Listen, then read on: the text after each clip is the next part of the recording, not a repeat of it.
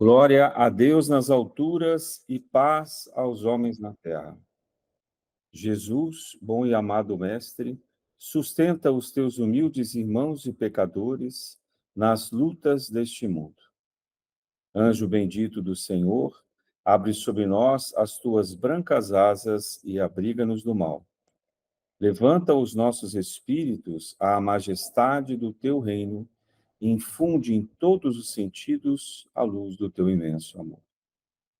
Jesus, pela tua sagrada paixão, pelos teus martírios na cruz, dá a todos os que se acham ligados ao pesado fardo da matéria, orientação perfeita no caminho da virtude, único pelo qual nós podemos encontrar. Jesus, paz a eles, misericórdia aos nossos inimigos. Recebe em teu seio bendito a prece do último dos teus servos. Bendita estrela, farol das imortais falanges, purifica-nos com teus raios divinos, lava-nos de todas as culpas, atrai-nos para junto do teu seio, santuário bendito de todos os amores. Se o mundo com seus erros, paixões e ódios alastra o caminho de espinhos, escurecendo o nosso horizonte com as trevas do pecado, rebrilha mais com a tua misericórdia, para que, seguros e apoiados no Santo Evangelho, possamos trilhar e vencer as escabrosidades do caminho e chegarmos às moradas do teu reino. Amiga estrela, farol dos pecadores e dos justos, abre teu seio divino e recebe a nossa súplica pela humanidade inteira, que assim seja, graças a Deus. Senhor, no silêncio deste momento, queremos te pedir a paz e a saúde. Queremos olhar o mundo com os olhos cheios de amor e ver além das aparências teus filhos, meu Pai, como tu mesmo os vês, e ver o bem em cada um deles. Reveste-nos da tua beleza, Pai amado, para que possamos revelar-te à humanidade inteira. Que assim seja, graças a Deus. Bom, mais uma vez eu queria agradecer a participação de todos, a compreensão. Estamos aqui nessa participação virtual dessa prece, como já aconteceu uma única vez na pandemia, motivos de força maior, mas que também nos leva a refletir sobre a necessidade da nossa adaptação, de nós não precisarmos de templos, de não precisarmos de rituais, de não precisarmos de nenhum rigor, e assim podemos nos adaptar também às necessidades do momento. Mas estaremos de volta em breve presencialmente, esperamos que o mais rápido possível. Quero pedir para vocês manterem, por gentileza, o microfone fechado durante toda a reunião. Eu vou aceitar de novo o acesso aqui até daqui a pouco, às 8 horas. Aqueles que, felizmente, não puderem ingressar, podem fazer a prece de casa, mas a gente precisa para não ficar interrompendo o acesso e a palestra e os trabalhos também que vão estar sendo realizados. Aqui, para poder me comunicar com vocês, eu estou mantendo a luz bastante acesa. Já estou sentindo uma interferência, só para vocês saberem, né? A gente sempre faz a reunião com a luz mais amena, mais tranquila, interfere bastante. Então, se vocês puderem em casa e quiserem, podem diminuir a luminosidade, ficarem um pouco mais escuros, né? Porque eu acho que vai ficar mais acolhedor e vai ajudar para vocês também, tá? Eu estou mantendo aqui só para que vocês possam, de fato, participar. Deixa eu até ver se eu consigo reduzir um pouco uma luminosidade aqui. Acho que não atrapalha, né? Para poder me ajudar na concentração também.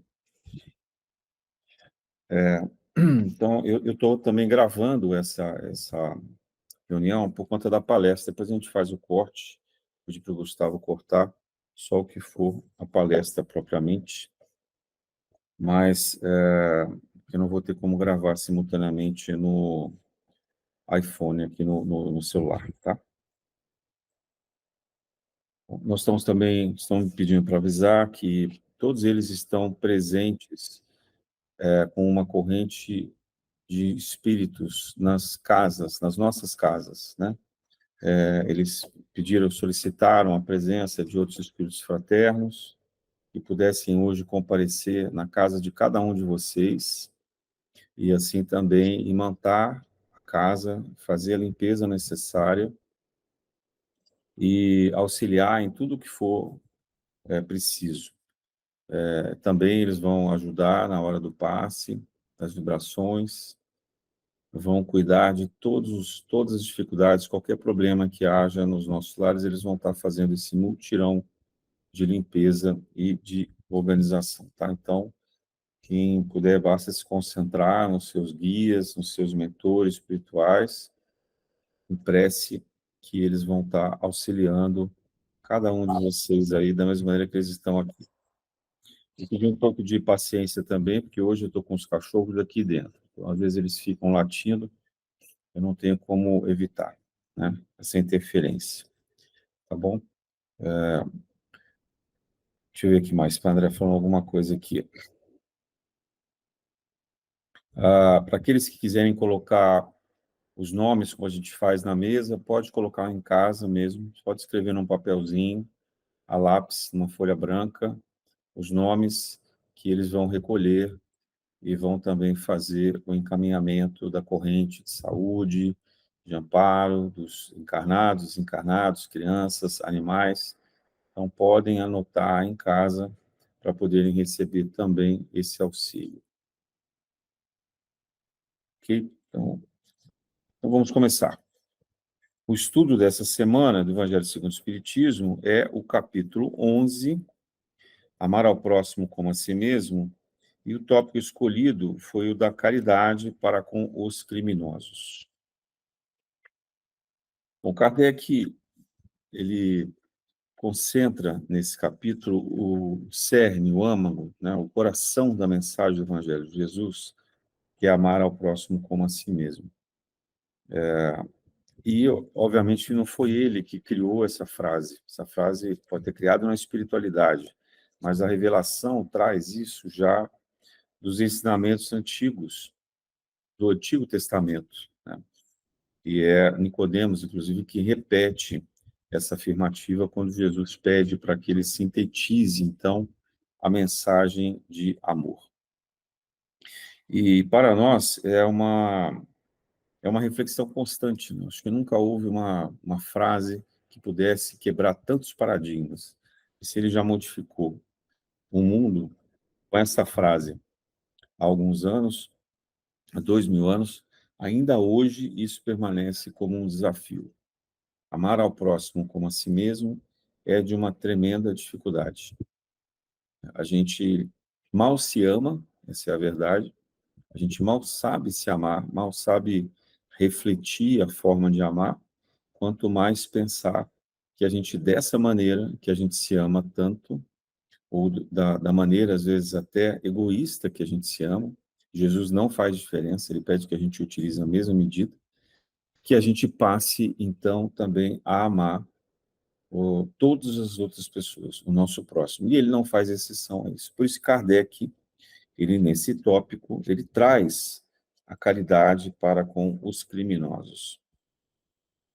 Eu começo aqui me perguntando, será que há diferença entre aqueles que habitam a Terra, que estão encarnados aqui, que estão no orbe terrestre, nas dimensões que nós estamos também?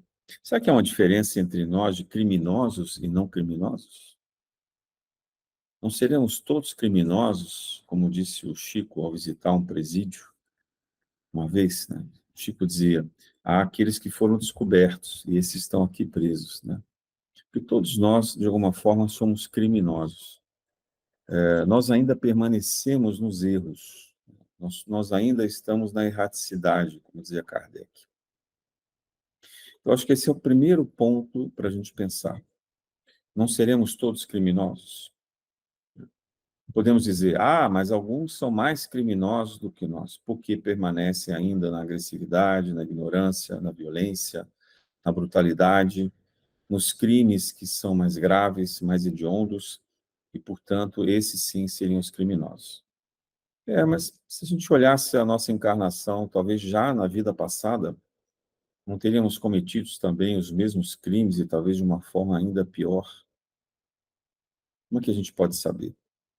Se nós estivéssemos numa outra circunstância, onde não houvesse a segurança do lar, onde não houvesse a possibilidade de trabalho, onde não tivesse tido a educação necessária, onde as pessoas com quem convivemos não fossem pacíficas, né? Se nós nos projetássemos agora para esses locais de guerra que assolam o planeta, né?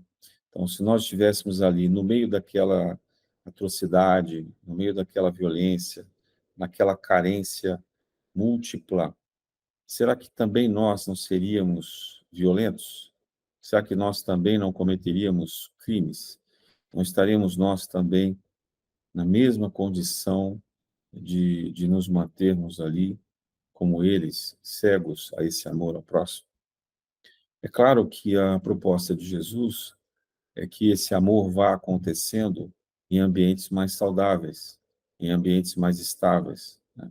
A evolução dos últimos anos, que trouxe conforto, que trouxe segurança, que trouxe educação, que trouxe a possibilidade do estudo, a organização do Estado, a organização das famílias, tudo isso permitiu que nós finalmente pudéssemos ter um cantinho de paz, ter algum preparo e, com isso, começar a compreender a dimensão do amor.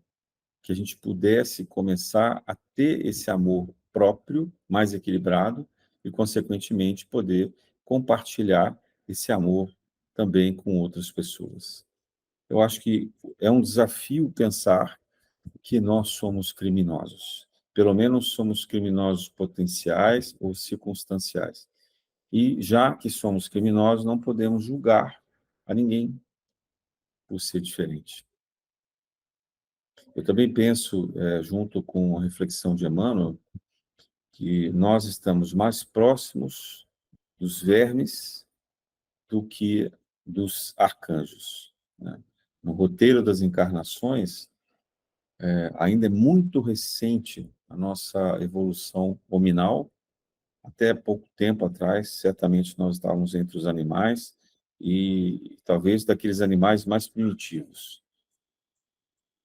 Enquanto que o caminho que a gente tem para alcançar os arcanjos ou até o nível crístico é muito longo. Nós sabemos, por exemplo, que os estudos da ciência apontam que a Terra tem aproximadamente 4 bilhões e meio de anos, né? E a mesma ciência mede a existência do nosso universo em 13,5 bilhões. Então, a distância desse tempo já é gigantesca. E Jesus, quando o sistema solar começou a ser criado, já estava aqui e ele já era Cristo. Mas imagina a distância desse espírito. Ele certamente não foi criado no nosso universo, né? Ele deve ter vindo de um outro universo, trazido para cá, e na sua evolução, ele se preparou para poder criar junto com outros cristos do sistema solar e o planeta Terra em especial, que é essa escola de amor, né? Eu também gosto de pensar que a criação da Terra explica muito essa lei de amor e caridade com aqueles que participam conosco desse trabalho, né? Por exemplo, a Terra, há alguns bilhões de anos, não era mais do que uma massa rochosa, talvez em uma órbita perdida, girando na nossa galáxia. Então, depois que se centra a órbita em torno do Sol, da nossa estrela, essa massa rochosa, como um grande meteoro, ela começa a girar em torno dela mesma. Olha que coisa interessante, né? Nós, seres humanos, giramos em torno de nós mesmos no egocentrismo, né? A gente primeiro precisa olhar para si mesmo. A criança, ela precisa aprender a olhar para si mesma. Ela, quando ela nasce, ela se confunde com a mãe, com aquela função materna que está ali próxima dela. E depois de um certo tempo, ela começa a perceber que ela e a mãe não são a mesma pessoa. E ela tem uma identidade. Então, a criação do planeta Terra não foi diferente disso. A Terra passa a ter uma identidade com Gaia, onde é formada a atmosfera, onde todos os gases começam a se acalmar, diminui o calor, a intensidade. Ela ganha um satélite que ordena a órbita, melhora o clima, e assim vai criando as condições de vida. Esses seres primordiais já fomos nós também ali, né? Essa massa básica elemental das moléculas, dos átomos que se aglutinam, que se fundem, vão se organizando em outros elementos. Então, pela lei da química, pela lei da física, a afinidade é que cria essa organização. Ora, o que é afinidade senão a lei de amor? Na sua condição mais primitiva, na sua condição mais essencial, primordial, senão essa possibilidade da gente se unir a outros elementos, se unir a outros seres, e daí formar novos elementos, né? Porque o 1 mais 1 é igual a 2. Tem também uma lei, uma constante descoberta por Fibonacci, que você já deve ter ouvido falar, que ele soma sempre o número anterior, e aí ele vai criando uma sequência que vai formar uma parábola infinita, muito utilizada pela formação do girassol, dos caracóis, da órbita das galáxias, aquela elipse, né? Então, quando a gente pensa o 1 sozinho, não é nada, mas o 1 e o 1 formam o 2. O 2 e o 1 formam o 3. O 3 e o 2 formam o 5. O 5 e o 3 formam o 8. Né? O 8 e o 3 formam o 11, e assim por diante. Quer dizer, essa soma com o que está atrás, com o que vem antes, né, forma sempre um outro elemento novo.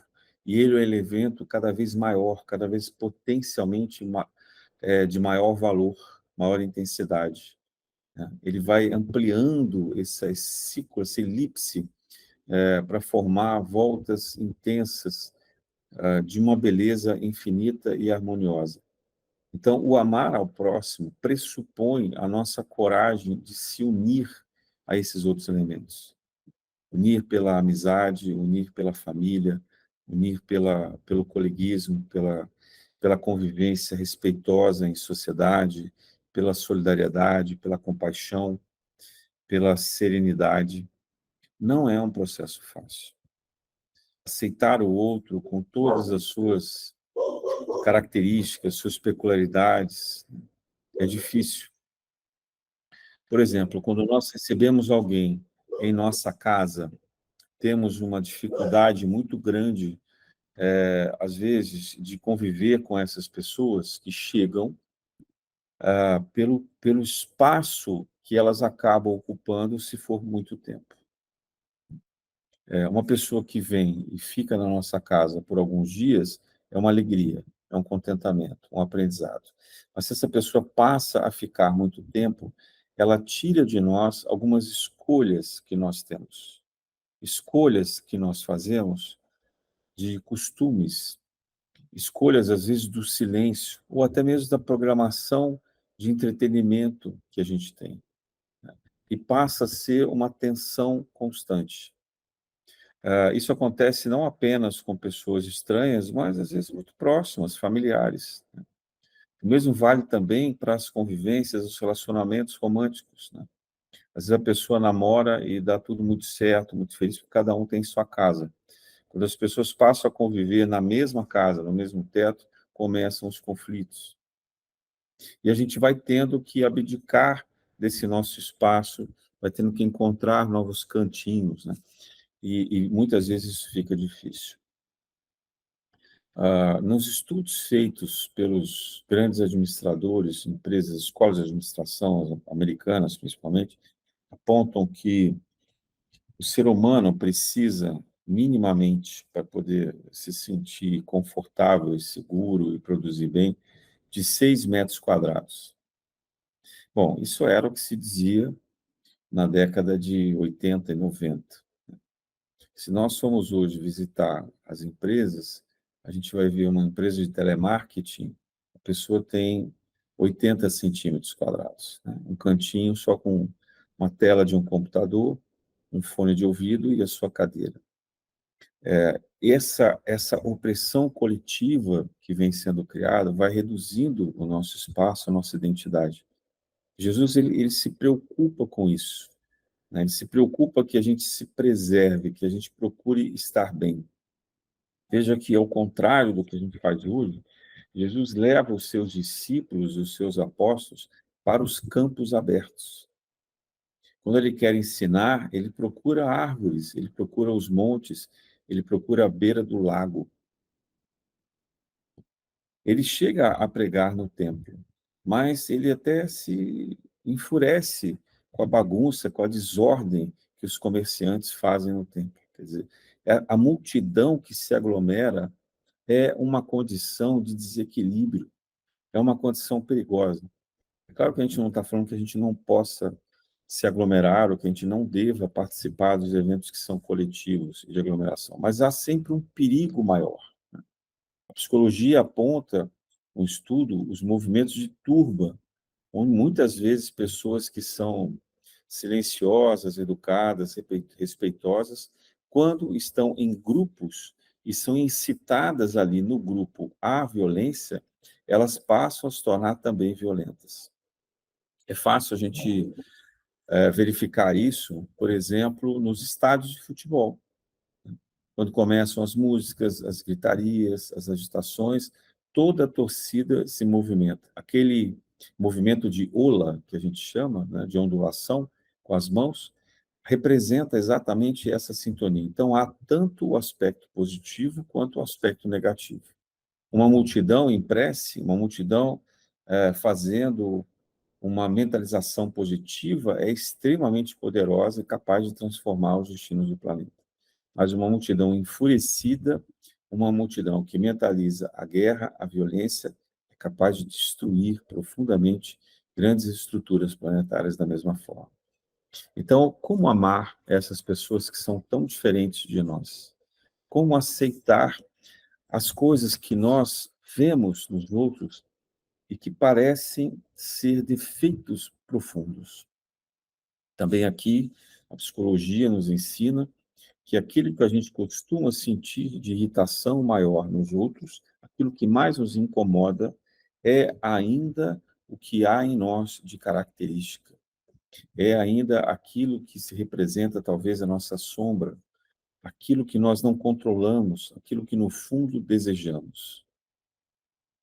Há muitos casos de pessoas com comportamentos de psicopatia, desequilíbrio psíquico, e que muitas vezes em público se mostram como moralistas, se mostram, defendem comportamentos éticos, defendem um certo equilíbrio social, criticam pesadamente aqueles que não seguem as regras, as leis, portanto, assustam arbitrariamente até todos aqueles que estão sob o seu comando, todos aqueles que devem seguir a sua orientação ou que estão no seu convívio social.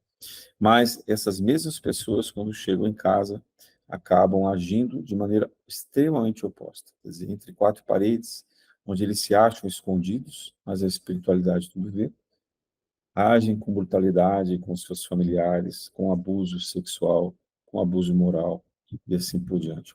Muitas vezes também nas próprias empresas, no próprio trabalho, também agem dessa forma. Então, o que é que nos guia efetivamente, né? Nós temos ainda sombras, nós temos o nosso inconsciente que nos conduz às vontades escondidas, camufladas, aquilo que produz em nós a inveja, aquilo que ressalta em nós um orgulho, aquilo que discretamente vai apontando uma vaidade, aquilo que nos impulsiona, por exemplo, para um excesso na comida, um excesso na bebida, um excesso, às vezes, até no trabalho ou nas atividades esportivas. Aquilo que também, por medo, às vezes nos faz mentir para nós mesmos, né? Não sendo capazes de reconhecer as coisas que verdadeiramente nos afetam. Então, como que a gente pode apontar um outro, alguém criminoso, isentando a nós mesmos de qualquer hipótese de crime?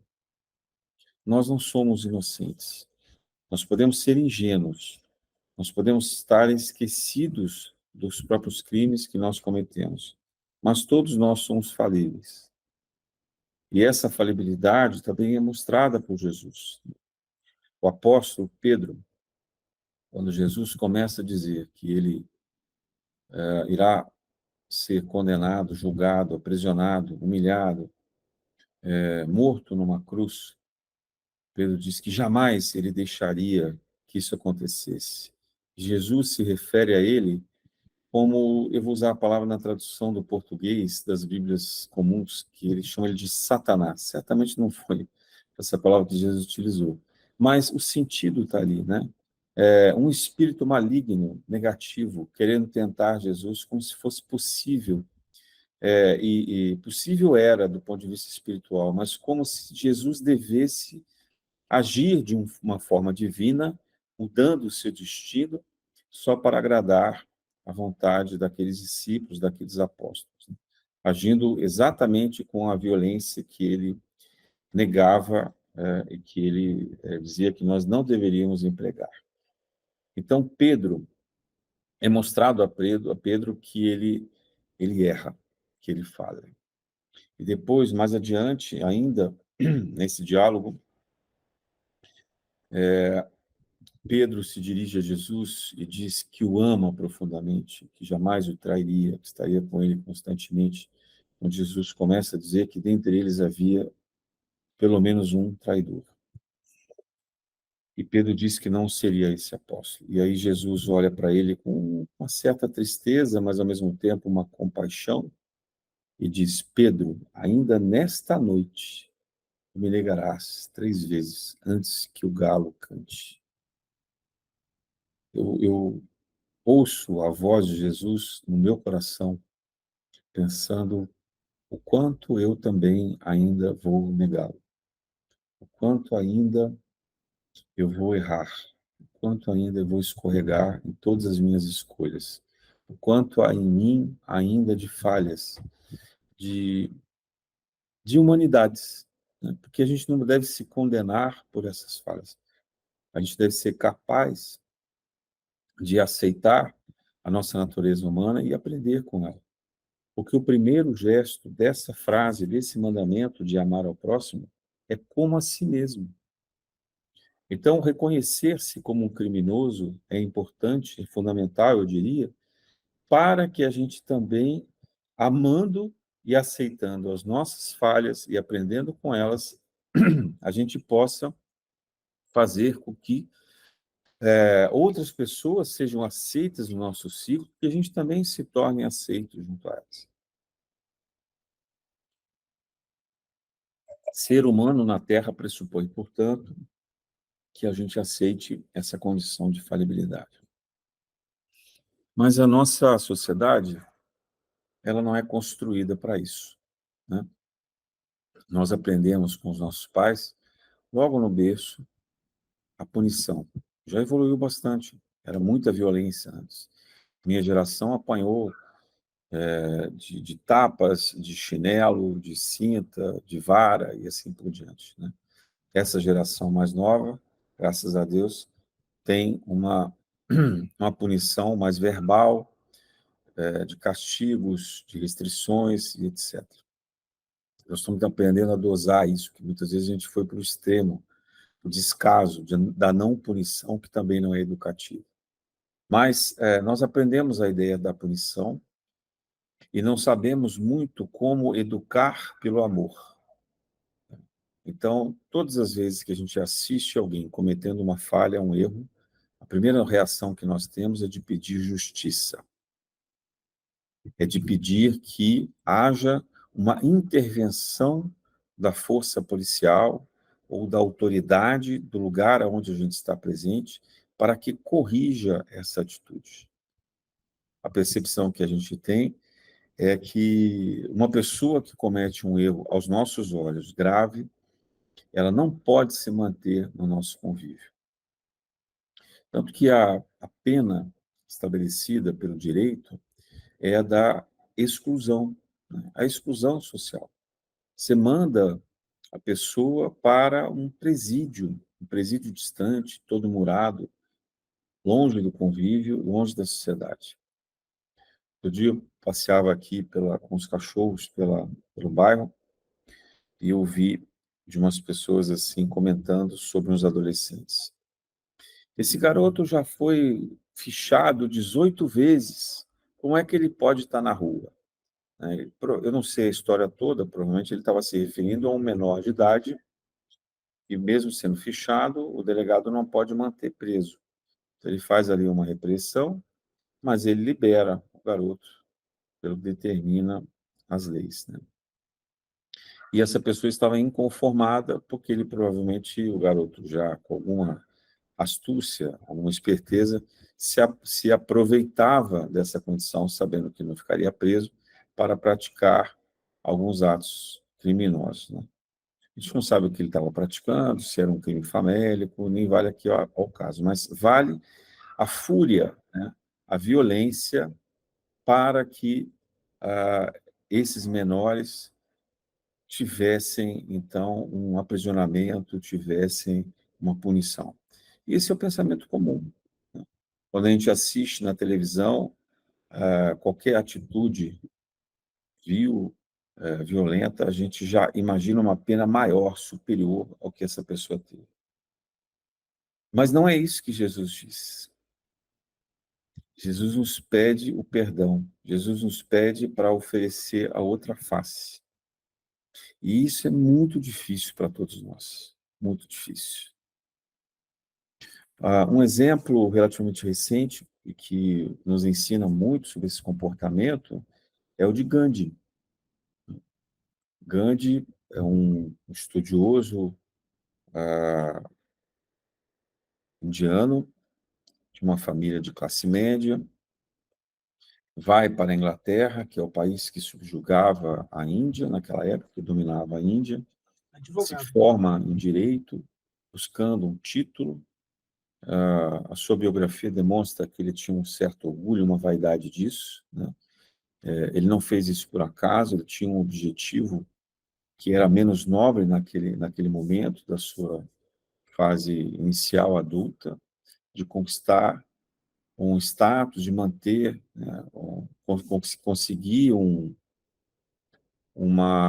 retorno financeiro que era natural para sua família, mas ele se depara com um convite de estudar e verificar a condição dos indianos na África do Sul. E diante daquela violência, diante daquele abuso, daquela condição opressora, ele já sendo humilhado no trem quando chega no país, porque mesmo tendo dinheiro, comprado uma passagem de primeira classe, por ter a origem indiana, ele é colocado pelos organizadores ali da ferrovia, pelas autoridades, pelos oficiais que distribuíam, coletavam a passagem, distribuíam as pessoas, ele é mandado para um vagão de terceira classe. E ali ele começa a perceber, com essa ofensa moral, o quanto isso representa de maldade, de crueldade, desequilíbrio social. A primeira vontade dele era de resistir como advogado, tentando buscar os seus direitos, discursando, discutindo. Ele não agiu nunca com violência, mas assim, tentando argumentativamente convencer ali os oficiais. Ele perde. Depois, no decorrer dos eventos, ele vai percebendo que era preciso agir com todas as condições legais possíveis, mas era preciso também fazer com que as pessoas modificassem a sua postura. E dali ele vai tirando a lição da ahimsa, que eles chamam, né, que é a não violência, e começando a transpor a raiva da injustiça para uma atitude firme e coerente da paz, da construção da paz. E com isso, ele consegue libertar toda a nação indiana da opressão política e econômica da Inglaterra, do Reino Unido naquela época, que era um império ainda britânico, e sem precisar agir com nenhuma violência, embora alguns de seus seguidores tenham cometido, mas ele e o seu grupo mais próximo, então alcança o seu objetivo. Então, assim, é um caminho a ser estudado, é um caminho de renúncia, é um caminho de riscos, né, de talvez se expor a mais injustiça, de ter uma vida mais simples. O Gandhi chegou a usar apenas uma sunga, né, na verdade, um tecido enrolado na cintura, tecido por ele mesmo, quer dizer, ele usava um tear caseiro para não precisar importar o tecido inglês, do índigo que era plantado na Índia, e uma faixa, andando descalço ou com sandálias desgarçadas. Então, essa necessidade que ele percebeu da simplicidade, ela foi revolucionária. Não é que ele gostasse de agir assim, mas ele se colocou nessa condição para ser capaz de resistir a essa opressão e devolver toda a violência com uma atitude de resignação e firmeza moral que derrubou toda a estratégia dos seus opressores. Então, eu acho que o Gandhi talvez tenha sido a pessoa desse último século que melhor compreendeu essa mensagem do Evangelho de Jesus, né? E ele também não condenou os ingleses. Esse é o ponto que serve aqui para o nosso tópico, porque o Gandhi, na sua inteligência, na sua dedicação à compreensão dessa pacificação, dessa atitude firme e pacífica do Ahimsa, né, da não violência, ele percebeu que ele não podia condenar os criminosos. Isso, inclusive, ele recomendou e praticou quando aqueles seguidores do islamismo resolveram dividir a nação que ele tinha acabado de unificar e libertar, para criar o Paquistão, né, o atual Paquistão. Ele aceitou que eles tinham uma crença religiosa, uma fé diferente da dele, e era legítimo que eles praticassem essa fé, ainda que ele não concordasse com essas práticas, e, portanto, que ele deveria aceitar.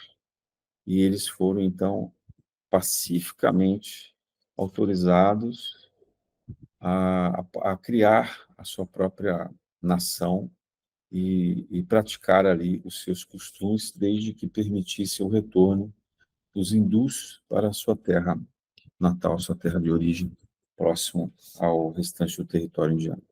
Então, vejam que o Evangelho é testado ao longo dos tempos, e a gente vê inúmeros outros episódios, mas aí talvez mais individuais, quase sempre sem a necessidade de qualquer violência, modificando estruturas, criando organizações de fraternidade e de amparo e de compaixão. Muitos missionários foram enviados à Terra para fazer isso por meio dos estudos, da intelectualidade, da capacidade científica, mas também falharam, como na Revolução Francesa, né? A falha desses espíritos que vieram organizar a França daquela época resultou em uma mortandade de aproximadamente 10 anos. Quer dizer, a Revolução Francesa, ela teve como consequência a morte dos seus próprios incitadores pela guilhotina, né? Depois que eles derrubaram os nobres, eles começaram a matar a eles mesmos, porque discordavam entre si de como deveria ser o sistema de governo, até que vem Napoleão e retoma o absolutismo, proclamando-se como imperador. Quer dizer, quantos e quantos anos, talvez quantas décadas demorou para que houvesse, de fato, uma estabilidade, uma participação pacífica, popular, democrática na própria França, que levantou a bandeira da liberdade, igualdade e fraternidade em conjunto. Mas o evangelho vai sendo testado, o evangelho vai sendo colocado em prática. O Brasil é citado por Chico Xavier, Humberto de Campos, no livro Brasil, Coração do Mundo, Pátria do Evangelho, como aquela nação pacífica, de onde os antigos guerreiros da Europa e dos outros continentes vieram aqui para colocar em prática uma nação onde não houvesse a guerra. E por mais que a gente pense que o Brasil falha muito moralmente em todos os aspectos, e isso é verdade, e nós ainda estamos muito distantes de um equilíbrio fraterno e equilibrado, né, do ponto de vista das escolhas que nós fazemos, ainda assim, a história do Brasil, de mais de 500 anos, demonstra que nós não somos uma nação belicosa. A única guerra que nós entramos, fomos primeiro provocados e agimos em defesa, com excessos, graves excessos na Guerra do Paraguai.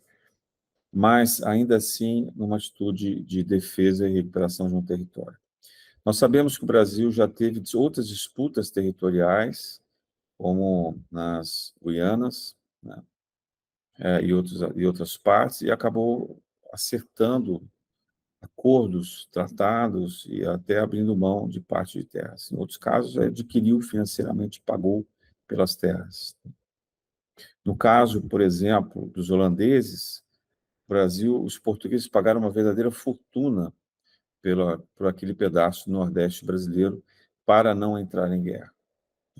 Algumas invasões francesas que provocaram revoltas, principalmente no Rio de Janeiro e nas localidades, também terminaram pacificadas, principalmente pela atitude e unificação e união das comunidades indígenas, que com muita hombridade defenderam as suas terras, não as nossas, é importante que a gente se diga, mas em nome, na liderança dos portugueses. Né?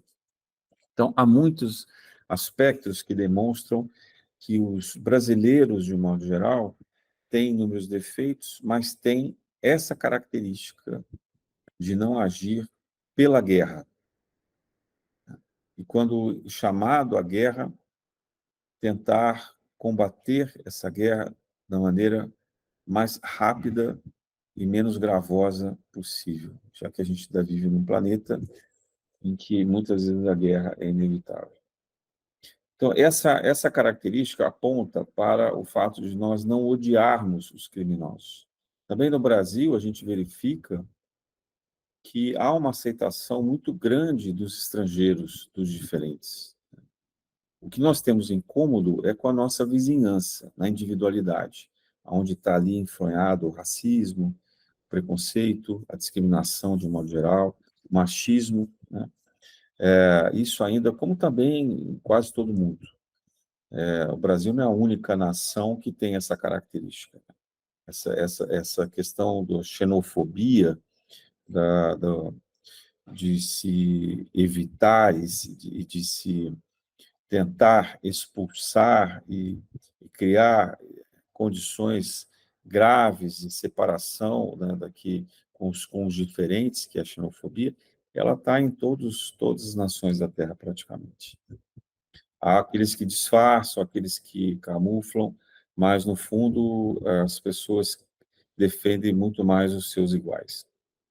Então, Jesus não diz assim, amar aos seus iguais como a si mesmo. Né? Ele diz amar ao próximo. Ao próximo significa os iguais e os diferentes. E esses iguais e diferentes, eles podem ser criminosos. Eles são criminosos, tanto quanto nós, em diferentes graus. E qual é a palavra-chave para a gente identificar esse amor, essa capacidade de amor? É o julgamento. Nós não devemos julgar. Jesus se apega àqueles mandamentos de Moisés, então, não julgarás. Então, não cabe a nós praticar a justiça. A justiça, ela está intimamente ligada às leis divinas de causa e efeito, às leis reencarnatórias, às leis evolutivas, né? A lei do Dharma, que faz com que a gente cumpra aquilo pelo qual nós estamos predestinados a fazer. Então, nessa programação espiritual, o julgamento é fundamental. Nós não devemos julgar. A humanidade, como um todo, ela evoluiu nesse aspecto na medida em que trocou o olho por olho, dente por dente, que era aquela lei de Italião, né, onde uma ofensa gerava o direito à vítima ou seus familiares da vingança, e passou-se a delegar ao Estado, às organizações de governos, que fizessem a justiça, né? Mas, ainda hoje, essa justiça ela é vingativa, ela é injusta, digamos assim, na sua distribuição, porque ela não estabelece critérios corretos de equivalência, né?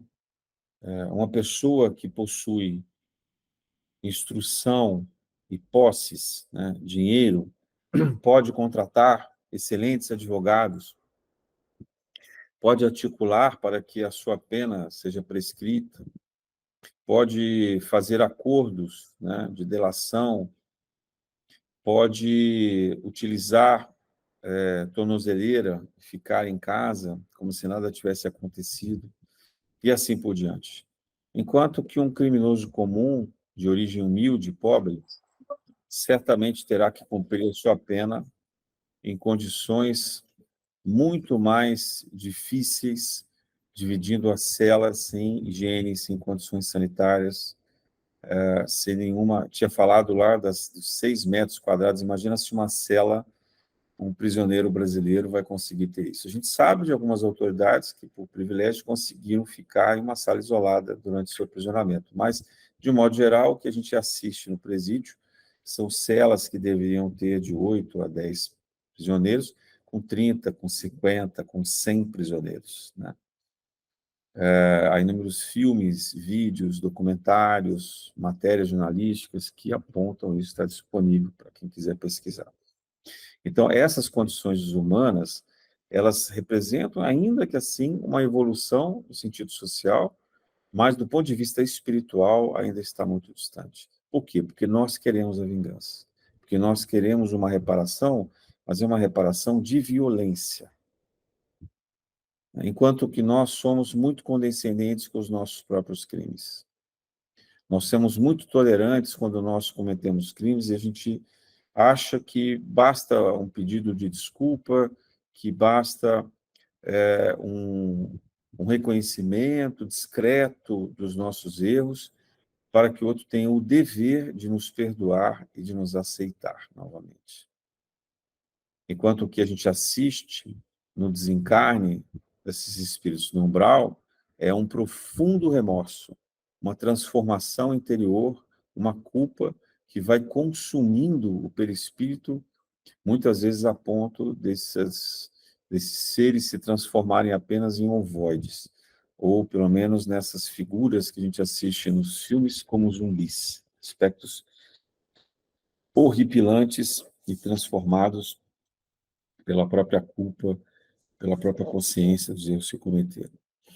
E, por fim, eu queria ressaltar que, para um malfeitor, para um criminoso, o remédio que melhor pode lhe servir é o do acolhimento fraterno. O remédio que melhor pode servir é o exemplo da família, o exemplo daqueles que são próximos, que são caros. Ah, sim, chamar a atenção, sim, educar, sim, repreender os maus hábitos, sim, restringir acesso às condições viciosas, né? Intervir nessa relação, porque isso também é amor, né? Jesus não disse que não deveria conter aqueles que tinham maus vícios, né? Jesus não disse, por exemplo, a Mateus, que ele deveria continuar sendo um publicano. Jesus não condenou Mateus por ser um publicano, mas não disse que ele deveria continuar sendo, agindo dessa forma. Da mesma maneira, ele também não disse que Maria Madalena deveria continuar agindo como uma cortesã, né? A Nicodemos, ele disse também que ele deveria modificar os seus hábitos no templo, né? Emmanuel, ele chama, convida Emmanuel para que ele compareça e deixe o Senado, né? Então, o convite de Jesus é um convite de uma mudança firme, mas, ao mesmo tempo, de uma tolerância, uma capacidade de compreensão da ignorância e das escolhas que nós fazemos, né? O que Jesus procura fazer é se distanciar desses espíritos malfeitores. Ele vive muito pouco em Jerusalém. A gente vê no Evangelho pouquíssimas, raríssimas vezes Jesus indo a Jerusalém, onde estava o poder, a riqueza, o controle dos sacerdotes e a extrema religiosidade, né? Mas a gente vê Jesus constantemente cercado da natureza, nas cidades mais afastadas, mais pacíficas. E quando ele vai aos locais tormentosos, ele vai para chamar a atenção, para repreender, para levar a luz, mas logo depois se afasta. Quer dizer, isso é um recado para nós. Nós devemos tomar cuidado, mais uma vez, com essa convivência em multidão, com essa convivência em turba, com essa exposição a tantas condições adversas, a tanta ganância, a tanto desequilíbrio, a tanta exposição ao orgulho e à vaidade. Só que antes a gente conseguia fazer isso nos preservando nas nossas casas. E hoje a gente abre, escancara as nossas casas, a nossa individualidade, a nossa solidão, por meio das redes sociais. A, a inteligência artificial trará, já vem trazendo, inúmeros benefícios, mas também traz o perigo da violação da nossa privacidade, né? Ao ouvir, gravar toda as nossas ações pessoais, e induzir as nossas escolhas para condições que interessam a venda de produtos, portanto, mercantil. Não há no comércio uma discussão moral, né? Há, sim, uma discussão do que é oportunidade, do que é oportunístico. Essa semana, nós assistimos, por exemplo, à celebração dos alemães pela liberação da maconha, né, naquele país. Isso é uma decisão deles, como várias outras nações vêm fazendo. A questão da criminalidade é muito difícil ter uma posição segura, clara, correta, a respeito da liberação ou não das drogas.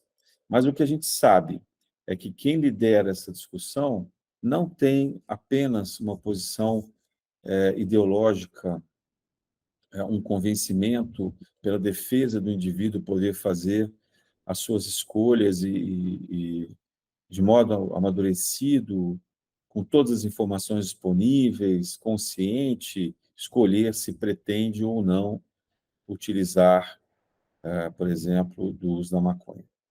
Então, o que acontece, né, no nosso sentido? O que que a gente verifica?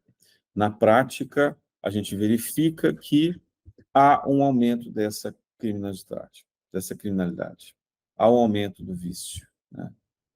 E muitas vezes essas drogas levam a outras drogas, servem como degraus.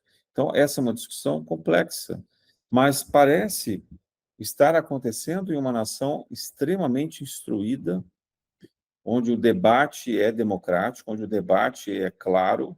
Nós não estamos falando de uma ditadura, né? E uma condição como essa vem à tona. Será que estamos maduros?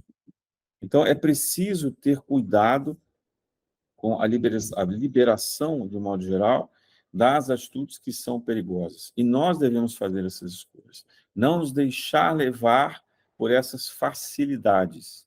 Que a gente, de fato, possa ponderar sobre isso, né? Sobre os nossos hábitos, sobre os nossos costumes, as pessoas com quem nós convivemos, os canais que nós assistimos, né? Sem fanatismo, sem nos fecharmos demais em alguma posição que vai nos levar para o oposto, o extremo oposto, mas principalmente buscando um equilíbrio da amorosidade, distante de qualquer julgamento, mas pelo exemplo, agindo na fraternidade, na compaixão, com esses que são criminosos, tantos quanto nós, e que estão num processo de aprendizado e de evolução. Pedindo ao Pai, com oração, com caridade, para que a gente esteja atento que a gente seja esperto, astuto, como são as serpentes, né? Mas, ao mesmo tempo, amorosos, intensos, firmes, como são também os animais mais resignados, mais bondosos, como são as ovelhas, né? E como é também a flor, a rosa, que se abre plenamente para o mundo para viver todo o seu significado. Que assim seja, na graça de Deus.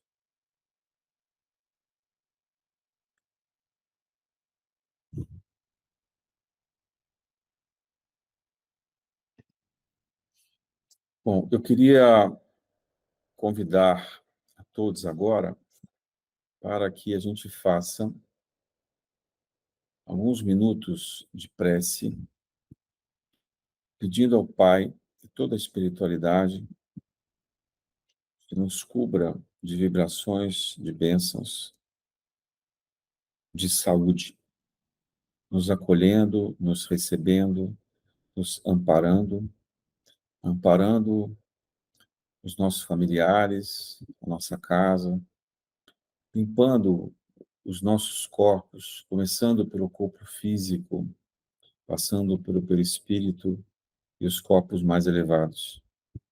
Que uma luz dourada possa nos cobrir a todos, seguida de uma luz azulada, limpando toda a negatividade, todos os miasmas, todas as formas de pensamento negativas. E assim, percorrendo todo o espectro luminoso, em cada chakra, em cada um dos nossos órgãos, em cada um da, dos nossos membros, da cabeça até os pés, em um movimento circular, descendo e subindo, descendo e subindo, e assim fazendo com que a gente se eleve na sintonia do Espírito com aqueles que se aproximam de nós para nos acolher, para nos curar das nossas próprias angústias, dos nossos crimes, das nossas sombras, tornando claras as nossas escolhas e elevando as nossas vibrações para a fraternidade, para o amparo e para o amor. Na graça de Deus.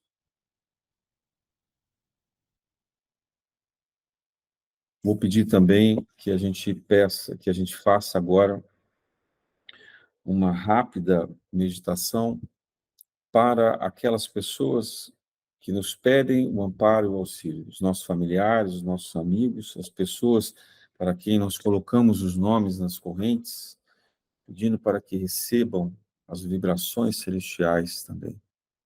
Que os espíritos que nos acompanham, os nossos socorristas, alcancem os seus lares, que eles se estendam pelos seus caminhos, liberando do sofrimento, das angústias, das dores, se possível, porque às vezes a dor é também um remédio que chega para chamar a atenção daquele coração de pedra, para fazer com que a pessoa pare diante de todas as escolhas que estavam atrapalhando a sua vida. Mas o sofrimento, como dizem os budistas, ele é optativo. Se a dor é inevitável, o sofrimento não. Nós aprendemos com as lições de Viktor Frankl, na sua narrativa sobre o Holocausto, de que mesmo ali, no pior sofrimento que um ser humano pode passar, na condição mais abjeta, exposta à sujeira, ao frio, à violência, à humilhação, sendo comparável a um inseto, né? Tendo que sobreviver de restos de alimentos, às vezes servindo-se até, como fazem os cachorros, de comer a terra, tamanha fome que assolava aquele ambiente. Ainda assim, é possível rir dessas atrocidades, perdoar os algozes, acolher os mais necessitados estabelecer a esperança, o fio de esperança que irá modificar tudo, que irá curar, e manter-se firme na sua determinação, no propósito, no sentido. Não foram ali os amuletos sagrados, os rituais, os simbolismos que salvaram essas pessoas, mas foi a fé, principalmente, em uma fonte visível criadora que, de alguma forma, faria justiça, de alguma forma curaria essas dores, de alguma forma transformaria esse sofrimento num vestígio claro de amor que renasceria dali.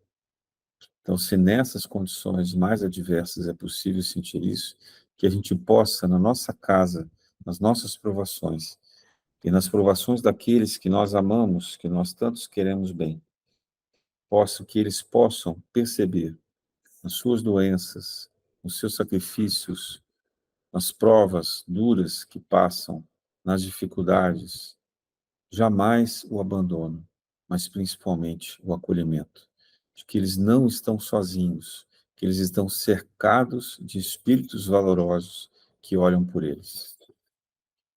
Quanto maior o sofrimento, maior a horda de espíritos que cuidam desses nossos irmãos sofredores. E que a gente possa, sim, dar para eles também a disponibilidade.